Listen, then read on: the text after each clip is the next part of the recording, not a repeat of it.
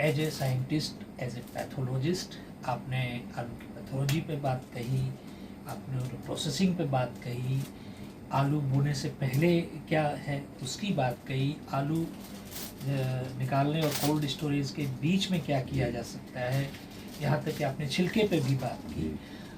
ये general perception है कि जो लोग आलू की खेती करने ज़मीन ले रहे हैं भाड़े पे, फिर वो करके चले जाते हैं, तो उसके बाद उस ज़मीन में कुछ पैदा नहीं होगा।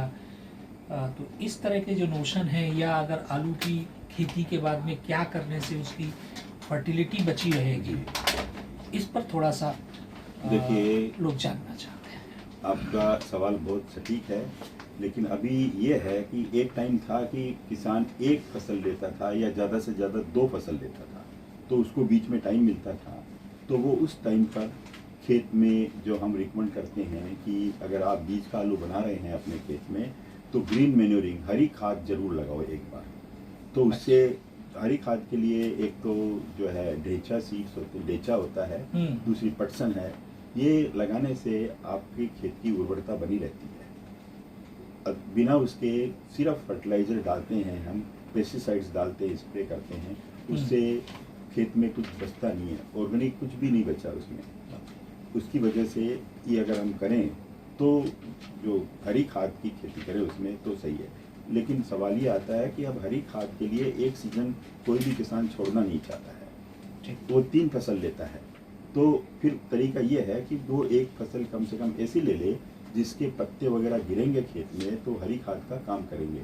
जैसे मूंग वगैरह है, कोई भी दलहन की फसल है, वो ले ली तो वो हरी खाद का भी काम करेगी। वो फलियां, सीड, बीज अपना निकाल लिया, बाकी का सब कुछ खेत में छोड़ दिया, तो वो हरी खाद का काम करेगा, वो एक कर सकता है।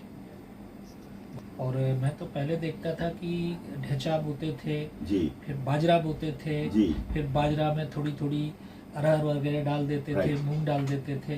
लेकिन अभी तो मैं देख रहा हूँ कि खेतों में खाली मूंग के खेत हैं जी, और अभी तो सीजन है, वो थ्रेशर से निकाल भी रहे हैं। जी, तो ये बात तो ठीक है, लेकिन जहाँ मैं जानना चाह रहा हूँ कि जैसे आलू की खेती करके ठेकेदार तो चला गया, जी हाँ। तो अब वहाँ जो मूंग किसान है उसको कोई क्या साइकिल रखे कि वो फसल के, वो ऐसा कुछ थोड़ा बताइए। वो उसमें जैसा है ना, ऑर्गेनिक मेन्योर्स है, जैसे पत्ते हैं, कोई भी चीज़ के पत्ते हैं, वो डाल सकता है। जैसे जो फसल ली है उसी का ही जो बचा हुआ सामान है, जो डंठल है, कुछ भी है, वो ज़मीन में गाड़े।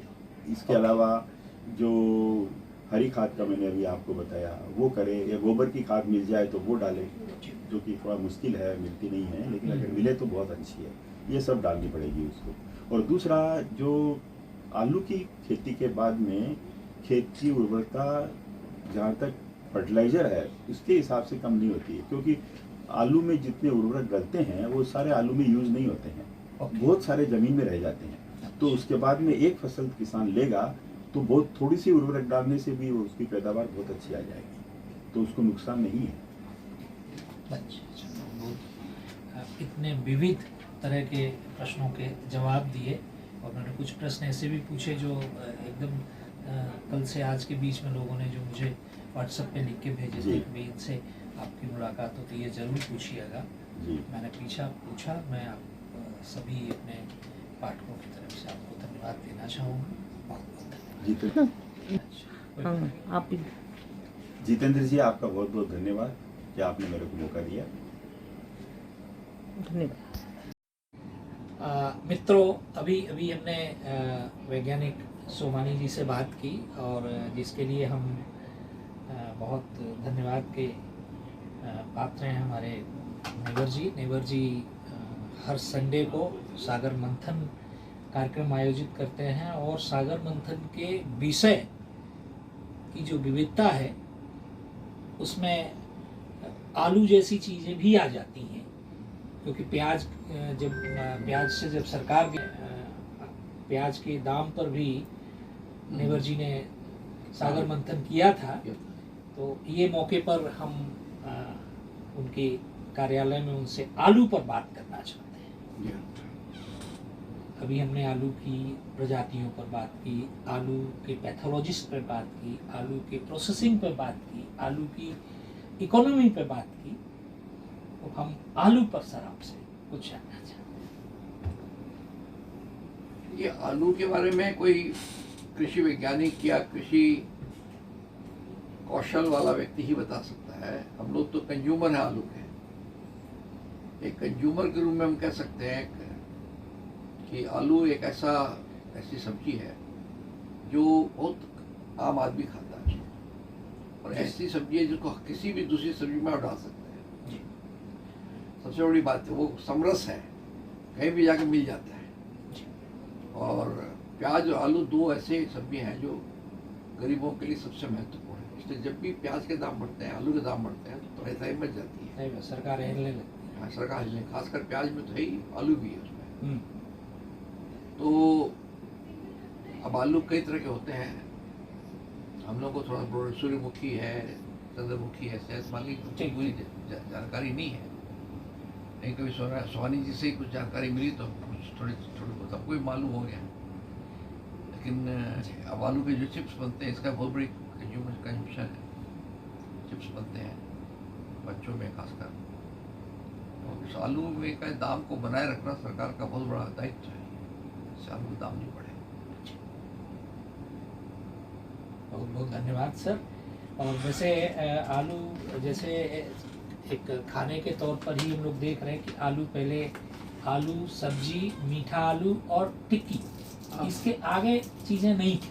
बहुत ज़्यादा हुआ तो कभी आलू के चिप्स बना लिए, लेकिन आज की तारीख में फ्रेंच फ्राई है और आलू की इतने तरह की प्रोसेसिंग है, ये एक बड़ी इंडस्ट्री है। पूरे दुनिया में ऐसा कोई जगह नहीं जहाँ आलू नहीं खाते लोग। चाहे गर्म देश हो, ठंडा देश हो, चाहे कोई देश हो, आलू तो मस्त है। आलू सबको पूरी मानवता को जोड़े हुए अरे सबसे बड़ी बात है। बहुत पूरी मानवता को जोड़े हुए आलू। क्यों? बहुत बहुत और धन्यवाद। अपने आप में कंप्लीट फूड है। कंप्लीट फूड है और आपने ये मौका हमें दिया। विशेषकर कल से आज के बीच में मैंने कई गाँवों में फ़ोन किया कि भाई अब क्या जानना चाह रहे हैं, तो उनके बहुत सारे व्हाट्सएप से आए, तो वो सारी चीज़ें हमने समअप की हैं। और इस चैनल के माध्यम से जो किसान खेती कर रहे हैं, हम 3-4 कोल्ड स्टोरेज वालों से बात की, तो उनको ये हम भेजेंगे। और इसके लिए मैं आपको और सुमानी जी को बहुत बहुत धन्यवाद देता हूँ। मैं जितेंद्र, संपादक।